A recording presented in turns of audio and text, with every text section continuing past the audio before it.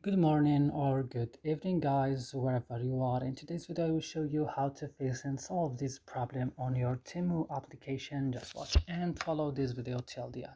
So first, guys, you don't need to open your Temu. Just go ahead and open your settings of your phone. Then go to your apps option. You will find here all the applications that you have already on your phone. So what you should do, you have just to go and search for Temu. Then go to storage and here click just on clear cache, but don't click on clear data. Be careful because it will delete your account on Temu app. Then go back and go to battery, allow it on optimized mode as I'm doing. This is so important. Then go to permission and you check here if there is something here like files and media.